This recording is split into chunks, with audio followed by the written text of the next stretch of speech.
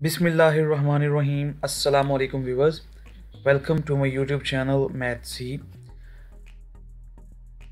Linear algebra की most important questions की series का ये लेक्चर नंबर 6 है। तो चलते हैं क्वेश्चंस की तरफ। क्वेश्चन नंबर 1 है, if V of F is a vector space then V comma plus यानी कि vector space under addition is option A semi group, option B abelian group, option C non abelian group, option D none of these. जो vector space होती है वो group तो होती है, ठीक है। तो सेमी ग्रुप तो ये होगा ही, लेकिन हमने इसका देखना है जो मोस्ट सूटेबल जो आंसर है या मोस्ट जो इसका एक्यूरेट आंसर है वो है इसका option B. So B is the correct option. Question number 2 है हमारे पास, zero and vector space of F itself R dash subspaces of V of F. तो ऑप्शन ए है non trivial, option B trivial, C not and D none of this. तो zero और vector space itself trivial subspaces होती हैं। इसका जो correct option है वो है हमारे पास B. Next question number 3. A matrix X has dimension of 2 by 2. If the eigenvalues of this matrix is 5 and 6, what would be the eigenvalue of x square? हमारे पास question में एक मैट्रिक्स X दिया गया है, ठीक है। उसकी डायमेंशन बताई है 2 by 2 और ये बताया गया है कि उस 2 by 2 मैट्रिक्स की आइगन वैल्यूज़ जो हैं वो 5 और 6 हैं। अगर हम x का स्केयर ले लेते हैं, यानी कि उसी मैट्रिक्स का स्केयर जिसकी ये हमारे पास आइगन वैल्यूज़ 5 एंड 6 गिवन हैं, उस मैट्रिक्स का स्केयर लेते हैं तो उसकी आइगन वैल्यूज़ क्या होंगी।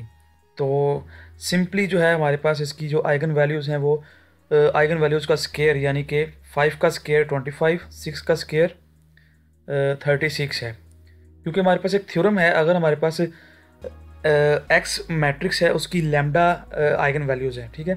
तो एक्स स्केयर की जो हमारे पास आइगन वैल्यूज़ होंगी वो लैम्डा स्केयर होंगी, ठीक है। इसी तरह जितनी पावर रेज करेंगे उतनी ही हमें आइगन वैल्यूज़ की पावर रेज करना पड़ेगी। तो इसका करेक्ट ऑप्शन है हमारे पास ऑप्शन सी।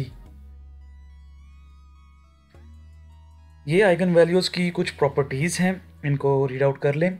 इनमें से जो हमने यूज़ की है इस क्वेश्चन को सॉल्व करने के लिए वो प्रॉपर्टी सी है। ये सी प्रॉपर्टी है, if lambda is an eigen value of A then for any positive integer K such that lambda raise to power K is an eigen value of A to raise power K. Next question number 4, given that the determinant of the matrix 1 3 0 2 6 4 -1 0 2 is equals to -12, यानी कि इस matrix का determinant हमें दिया गया है जो कि है हमारे पास -12। Then the determinant of matrix this one is, इस मैट्रिक्स का डिटर्मिनेंट दिया हुआ है और हमसे इस मैट्रिक्स का पूछा है, तो डेफिनेटली ये इसका कोई ना कोई स्केलर मल्टीपल होगा।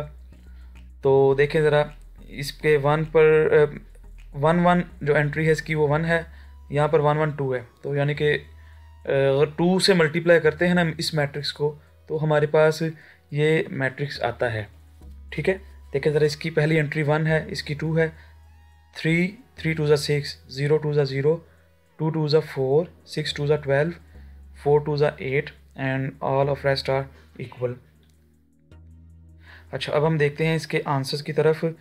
जो इसके ऑप्शंस दिए हुए हैं, ए -96, बी -24, सी -12, डी 24। हमें ये तो पता चल गया है कि ये मैट्रिक्स जो है इस पहले वाले मैट्रिक्स को 2 से मल्टीप्लाई करके हमारे पास आया है। तो कुछ स्टूडेंट्स होते हैं जो कि डायरेक्ट इसको 2 से मल्टीप्लाई कर देते हैं इसके आंसर को, यानी कि -12 को 2 से मल्टीप्लाई कर देंगे तो इसका डिटर्मिनेंट भी -24 आ जाएगा, लेकिन ये रॉन्ग है, ठीक है। डिटर्मिनेंट की एक प्रॉपर्टी है, अगर हमारे पास कोई एक n स्क्वायर मैट्रिक्स है, ठीक है। मैं प्रॉपर्टी शेयर करता हूँ। ये प्रॉपर्टी लिखी हुई है कि अगर हमारे पास कोई एक n स्क्वेयर मैट्रिक्स है A और एक स्केलर मल्टीपल के कोई भी हमारे पास एक पॉजिटिव नंबर है, जैसे कि इस केस में हमारे पास K2 है, ओके। तो अगर इस K को हमने डिटर्मिनेंट के बाहर लेके जाना है तो K की पावर n लेंगे, यानी कि जिस n ऑर्डर का ये स्क्वेयर मैट्रिक्स है, हमारे पास ये 3/3 का मैट्रिक्स है, यानी कि इधर n की पावर 3 आएगी और K की वैल्यू 2 आएगी। तो 2 की पावर 3 ले तो वो हमारे पास होता है 8, और डिटर्मिनेंट ऑफ A यानी कि इस पहले वाले का डिटर्मिनेंट वो हमारे पास -12। तो कुछ इस तरह से हमारे पास कैलकुलेशंस बनेंगी। K की जगह पर हम 2 रख देते हैं, सॉरी,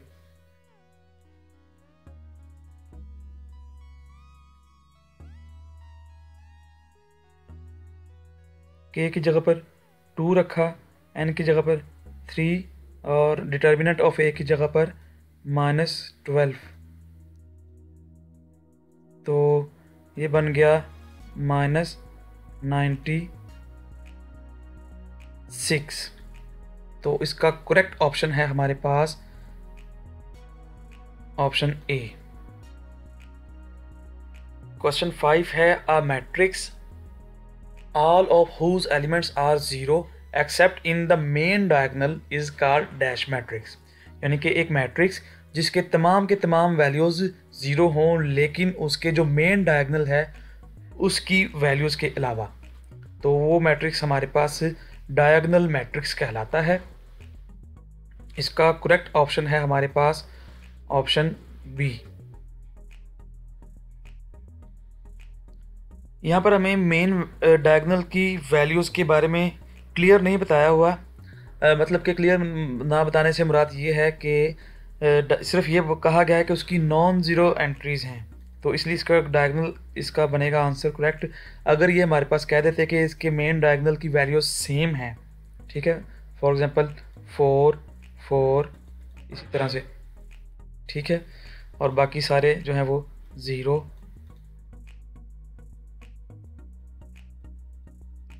तो ये वाला मैट्रिक्स हमारे पास होता है स्केलर मैट्रिक्स, ठीक है। अगर हमारे पास डायगोनल में 1 1 1 हो और बाकी तमाम ज़ीरोज़ हों तो इसको हम कहते हैं यूनिट मैट्रिक्स या आइडेंटिटी मैट्रिक्स। और डायगोनल मैट्रिक्स ऐसा मैट्रिक्स होता है जिसमें डायगोनल में वैल्यूज़ होती हैं सिर्फ, जैसे कि 1 5 7 सो ऑन, और बाकी रेस्ट वैल्यूज़ जो हैं वो हमारे पास 0 0 होती हैं, ठीक है। तो हमें सिर्फ ये बताया गया है कि जो मेन डायगोनल है उसके अलावा तमाम वैल्यूज़ 0 हैं। हमें मेन डायगोनल की वैल्यूज़ नहीं बताई गई कि वो सेम है या 1 1 है, तो इसलिए ये डायगोनल ही होगा इसका करेक्ट ऑप्शन, ठीक है। अगर हमें यहाँ पर कह दिया होता है कि मेन डायगोनल की वैल्यूज़ सेम हैं तो हमारे पास इसका करेक्ट ऑप्शन बनना था स्केलर, और अगर हमें कह दिया जाता है कि मेन डायगोनल की वैल्यूज़ 1 1 हैं और बाकी तमाम 0 हैं तो फिर इसका करेक्ट ऑप्शन होना था यूनिट मैट्रिक्स या फिर आइडेंटिटी मैट्रिक्स। तो इसका करेक्ट ऑप्शन जो है वो ऑप्शन बी है। क्वेश्चन नंबर 6 है, the inverse of identity matrix is, option A hermitian, option B inverse matrix, option C identity matrix और ऑप्शन डी है हमारे पास स्केलर मैट्रिक्स। इसका करेक्ट ऑप्शन है हमारे पास आइडेंटिटी मैट्रिक्स। उसकी रीज़न ये है कि इनवर्स मैट्रिक्स की डेफिनेशन ये हमारे पास होती है कि अगर ए कोई मैट्रिक्स है उसका इन्वर्स, ए इन्वर्स सपोज मैं कह देता हूँ उसको, ये मैट्रिक्स इस ए का इन्वर्स है, अगर हम इन दोनों को मल्टीप्लाई करते हैं तो हमारे पास आइडेंटिटी एलिमेंट आता है, ठीक है। ये मल्टीप्लिकेटिव इन्वर्स होगा इस मैट्रिक्स ए का। अब हमारे पास जो ए की जगह पर अगर हम यहाँ पर आइडेंटिटी मैट्रिक्स रखते हैं, यानी कि आई और आई का इन्वर्स, आई को किससे मल्टीप्लाई करेंगे कि हमारे पास ऑप्शन आई आए, तो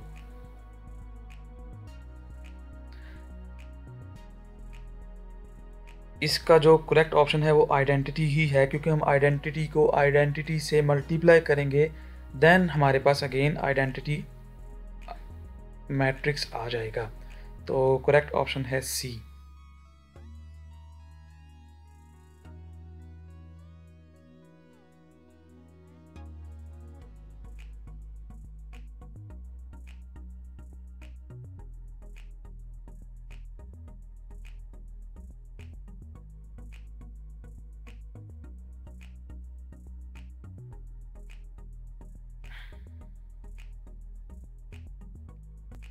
क्वेश्चन नंबर 7 है हमारे पास, let T from V of F to W of f be a vector isomorphism, then option A, v is not equals to w, B, dimension of v does not equals to w, dimension of w, C, v is isomorphic to w, and D, none of these। तो इसका correct option है हमारे पास option C. Next question number 8 हमारे पास है, if the system of linear equation this one have no solution, then value of lambda must be option A 0, option B 1, option C 3 and option D 6। हम इस system of linear equation को ज़रा देखते हैं। इसका जो ऑगमेंटेड मैट्रिक्स बनेगा, यह है हमारे पास ऑगमेंटेड मैट्रिक्स उस given system of linear equations का। इसमें यहाँ पर देखें हम क्लियरली, अगर लैम्डा की जगह पर 3 रखते हैं तो हमारे पास जो लास्ट रो बनेगी, इस लैम्डा की जगह पर अगर मैं रखता हूँ 3, तो इधर आ जाएगा 1 2 3 इज इक्वल टू 10 और ये 1 2 3 इज इक्वल टू 5। अच्छा, मैं अगर इस पर एक रो ऑपरेशन अप्लाई करूँ, R3 minus R2 gives R3, तो मेरे पास जो आफ्टर दिस ऑपरेशन ये भी चला जाएगा, कट जाएगा, ये 2 भी कट जाएगा और ये 3 भी कट जाएगा। यहाँ पर मेरे पास बच जाएगा 0 0, सॉरी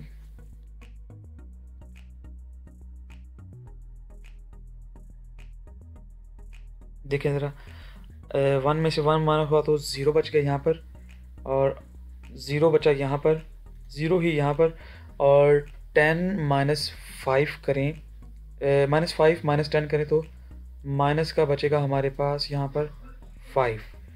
तो यहाँ पर आखिरी रो 0 हो गई और ये इज इक्वल्स टू -5 आ गया। तो इसका मतलब है कि हमारे पास कोई सोल्यूशन नहीं है। ठीक है, x भी 0, y भी 0 और z भी 0 है, लेकिन यहाँ पर कांस्टेंट -5 आ रहा है। 0 इज़ नॉट इक्वल्स टू -5। तो इस केस में हमारे पास सोल्यूशन नहीं है अगर हम लैम्डा की वैल्यू 3 पुट करते हैं। तो करेक्ट ऑप्शन है हमारे पास सी ऑप्शन।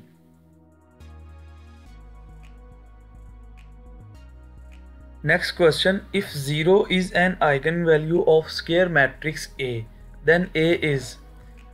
क्वेश्चन में बताया गया है कि A एक स्क्वायर मैट्रिक्स है और उसकी एक आइगन वैल्यू जो है वो 0 है, और पूछा गया है कि A किस टाइप का है। Option A non singular matrix, option B singular matrix, option C null matrix, या फिर ऑप्शन D है नन ऑफ दीज। तो अगर किसी स्क्वायर मैट्रिक्स A की हमारे पास आइगन वैल्यू कोई एक 0 होती है तो A मैट्रिक्स हमारे पास जो है वो नॉन इन्वर्टिबल होता है। ठीक है, यानी कि मैं यहाँ पर दिखाता हूँ आपको, थ्योरम लिखा हुआ है, if 0 is an eigen value of a matrix A then A is not invertible.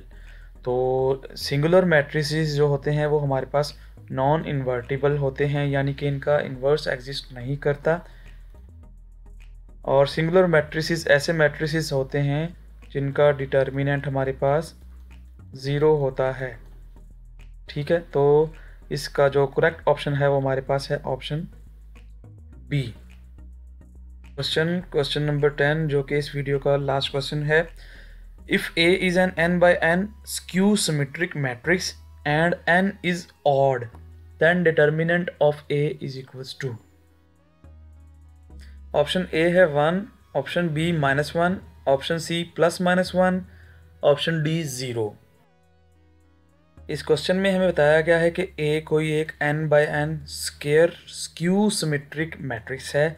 Skew symmetric matrix के लिए मैं रिवाइज करवा देता हूँ कि अगर ए हमारे पास कोई मैट्रिक्स है, उसका ट्रांसपोज लेने से वो हमारे पास -a के इक्वल आता है, ठीक है।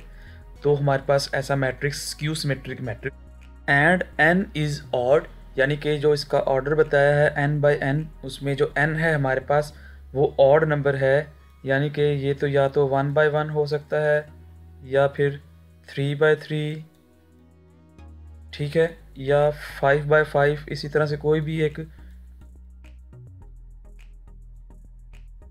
ऑड n के अकॉर्डिंग ये एक स्क्वायर स्क्यू सिमेट्रिक मैट्रिक्स है। तो फिर हमें ये पूछा गया है कि इस a का जो डिटर्मिनेंट है वो क्या होगा। तो इसके लिए हम डिटर्मिनेंट की कुछ प्रॉपर्टीज़ को यूज़ करेंगे। इसको सॉल्व करने के लिए हमें इन दो प्रॉपर्टीज़ की ज़रूरत पड़ेगी।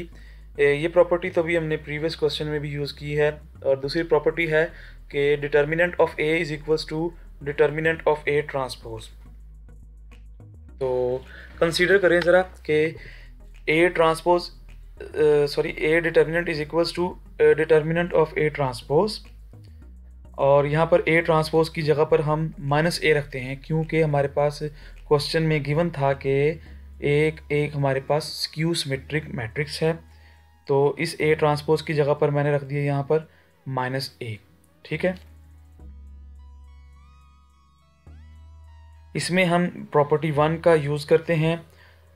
तो ये माइनस जो है वो -1 को बाहर निकालना है, और इसकी पावर हमने n ले ली। चूँकि n एक ऑड नंबर है, तो -1 की पावर ऑड नंबर है, तो वो हमारे पास -1 ही बचेगा, ठीक है। तो शुरू हमने किया था इस एक्सप्रेशन को a के डिटर्मिनेंट से, और हमारे पास एट द एंड रिज़ल्ट आ गया -a। इसको दोबारा उस तरफ लेके जाएंगे तो ये determinant of a plus determinant of a, ये 2 टाइम्स डिटर्मिनेंट ऑफ a बन जाएगा, ठीक है। यानी कि इसको हमने इस तरफ लेकर जाना है, तो ये बन जाएगा a plus a is equals to 0। इनको ऐड करेंगे तो 2 times a is equals to 0, और 2 को यहाँ पर 0 से डिवाइड कर देंगे तो हमारे पास डिटर्मिनेंट ऑफ a की वैल्यू निकल आएगी, जो कि है 0। तो इस तरह से जो करेक्ट ऑप्शन हमारे पास बन गया इस क्वेश्चन का, वो है ऑप्शन डी। किसी क्वेश्चन की समझ ना आई हो तो आप कमेंट सेक्शन में हमसे कांटेक्ट कर सकते हैं। वीडियो पसंद आने की सूरत में लाइक करें और हमारे चैनल को सब्सक्राइब करें। शुक्रिया।